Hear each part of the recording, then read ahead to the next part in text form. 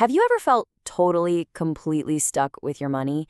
It's this feeling that's actually got a name: financial paralysis.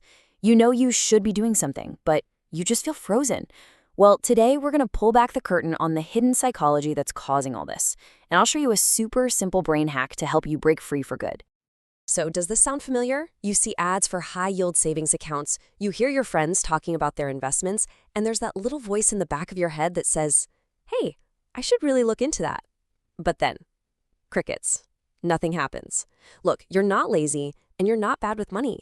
Your brain is just running a really, really old piece of software. So why do we get so stuck? The answer, it turns out, is buried deep in our own psychology.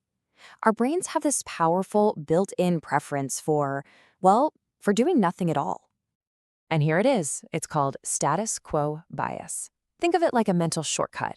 Your brain sees any kind of change as a potential risk and a huge waste of energy. So sticking with what you already know, that feels safe, it feels easy, even if it's secretly costing you. It's less about loving your current situation and more about just avoiding the hassle of making a new decision. This is the bias in action, right here. I mean, your savings account might be earning you practically nothing, and your insurance could be way overpriced, but the sheer thought of switching everything over just feels exhausting. It's that classic better the devil you know effect, and it has a massive impact on our finances. But wait, it's not the only mental trap we fall into. Okay, let's look at the second big reason we get paralyzed. Because sometimes the problem isn't a lack of motivation, it's being completely and totally overwhelmed by having too many choices. And to understand this, we need to talk about jam. Yeah, seriously jam. Way back in the year 2000, two researchers set up a tasting booth in a grocery store. They wanted to see how the number of choices we have affects what we actually do.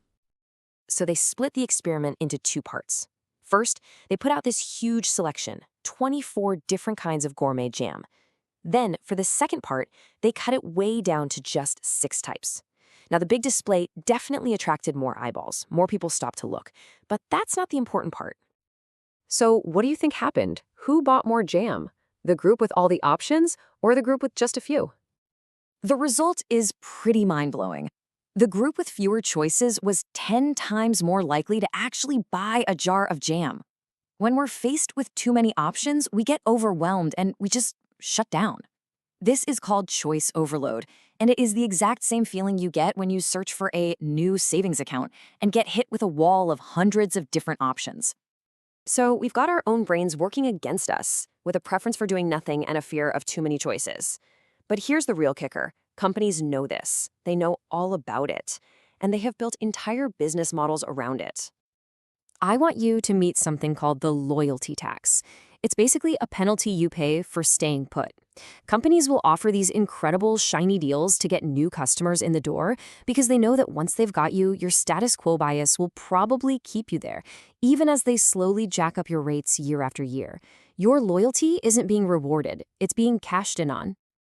And the cost of this it's staggering. A UK government investigation found that in just 5 areas, mobile plans, broadband, insurance, mortgages, and savings, this penalty adds up to about £4 billion a year. That is a massive transfer of wealth from regular people directly to company profits. And this isn't just a UK problem, not by a long shot. Just look at these numbers from Australia. We see the exact same pattern across mobile plans, broadband, you name it. It's a global strategy and it relies on just one thing: you doing nothing. But how do they make sure you stay put? Well, they use something that behavioral economists call sludge. So if a helpful nudge makes good choices easier, sludge does the opposite. It makes the choices that are bad for them, like you're canceling a service, much, much harder. It's all the bureaucratic mud they make you wade through just to save yourself some money. This is the classic example, right? Signing up for something is a breeze. It's one click. But canceling? Oh, suddenly you have to find a hidden phone number, wait on hold for an hour, navigate some impossible phone menu, and then plead your case to 3 different retention specialists. That friction isn't an accident. It is a deliberate business strategy designed to make you give up and just pay the loyalty tax. Okay, so we're fighting our own brain's weird biases and we're fighting corporate sludge. It sounds tough, I know, but the solution is surprisingly simple. It's a little brain hack that just cuts right through all that paralysis. The key comes from research by a psychologist named Peter Gollwitzer.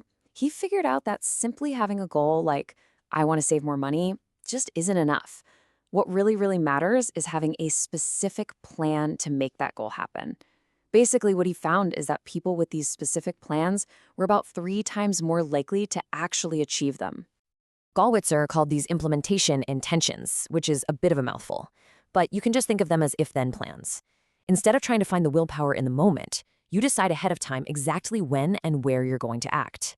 You're basically pre-programming your brain with a command, and then your brain just executes it. And here's exactly what that looks like in the real world. Notice how these aren't vague goals like, I'll do it later. No, they are precise instructions. If this very specific thing happens, then I will perform this very specific action. This simple script removes all the hard decision-making from the moment. The choice is already made. All you have to do is follow the instructions. And just like that, with a simple sentence, you can bypass those mental blocks and slice right through the corporate sludge. You can actually start to reclaim control. So let's just do a quick recap. We feel stuck because our brains are hardwired to avoid change, and they get paralyzed by too many choices. Companies know this, and they exploit it for billions in profit, using a loyalty tax and intentional friction. But the way out is a simple, pre-planned if-then script that turns your vague intentions into concrete actions. When it comes down to it, overcoming financial paralysis isn't about becoming a financial wizard overnight. It's just about finding a system that makes it easier to do the things you already know you should be doing. It's about making that next step, the right step, almost automatic. So I'll leave you with this question. What is one small, specific, if-then plan you can create for yourself right now, this week? It could be about anything: canceling a subscription you don't use, comparing your insurance rates, or finally opening that high-yield savings account. Drop it in the comments below. Seriously, the simple act of planning it out is half the battle won.